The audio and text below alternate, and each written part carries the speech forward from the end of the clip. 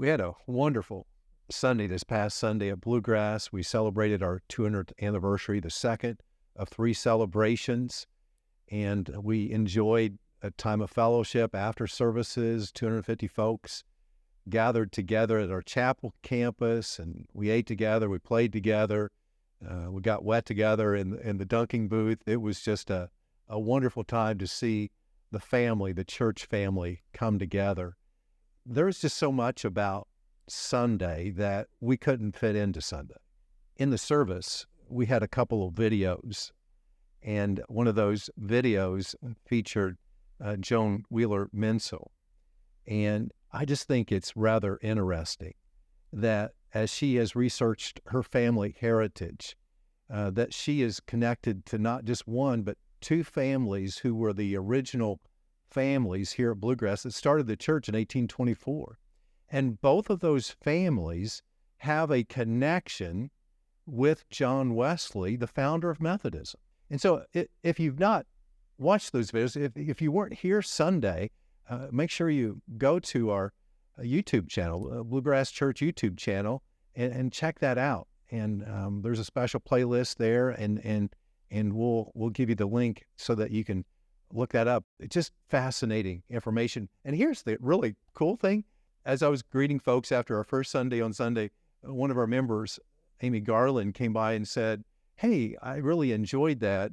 By the way, I'm a descendant of John Wesley." What? You got to be kidding me. You mean you have a direct link to Wesley yourself? So I thought that was just unbelievable, all the direct connections that we have to the founding of our Methodist tradition. And then the second video included Lee Riggs, one of our dear members for so many years. And we were able to go and do the video interview. I think it was on July 15th.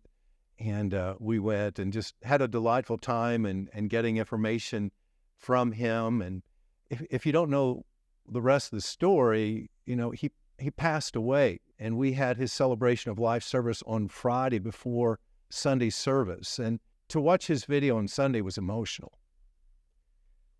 It's emotional now just to think about it.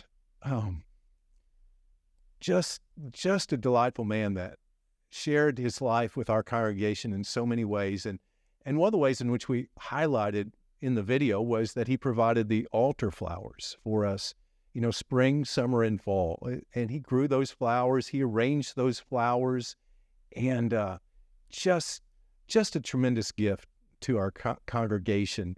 And we're gonna miss that.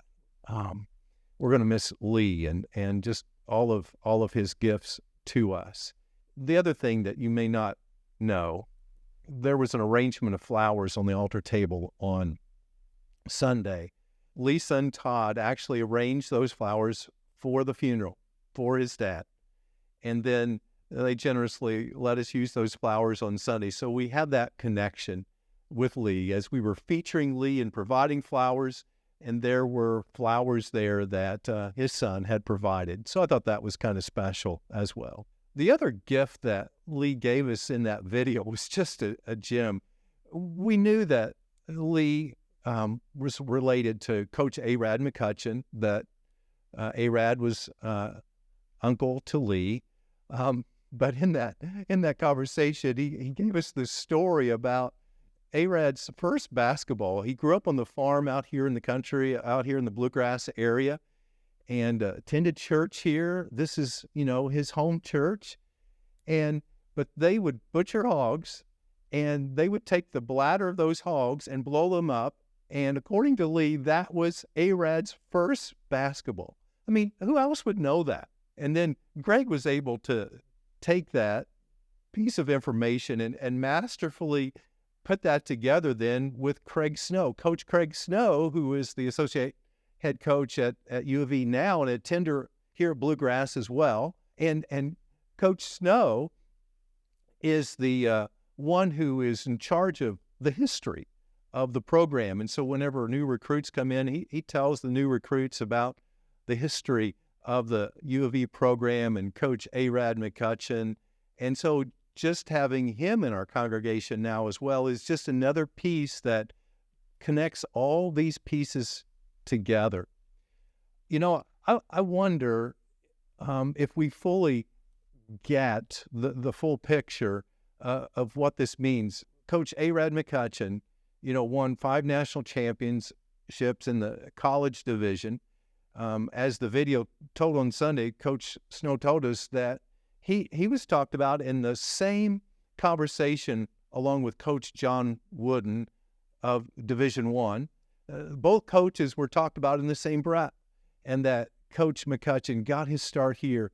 And, back in the 20s, Bluegrass built what they called a community house, included a small gym. And that's where Coach Arad got his basketball start. Besides the pig's bladder, he played basketball in that gym. And that's where he got his start.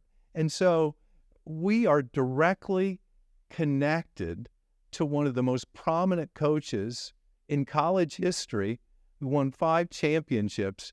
And that is a result of ministry that Bluegrass intentionally did, of a sports ministry in the 1920s. Just fascinating information, I think, to know that we have that kind of connection to the past. So I'm just kind of overwhelmed with what Bluegrass was, this small little wilderness church when it originated, and how it has influenced the basketball world, how it has influenced the faith in our area, and influencing our faith, even around the world today. So I'm thrilled to, be along for the ride here at Bluegrass. What a great congregation. What a great history. And I trust you have a church home, but if not, we'd love to have you come and just be a part of our great tradition and our great future that we have, and that we're looking forward to. If you haven't already subscribed to our Bluegrass YouTube channel, I encourage you to do so today. Also, we have a Bluegrass app. It's a great way to stay in touch. And so you can go to the place where you download your apps and find it there.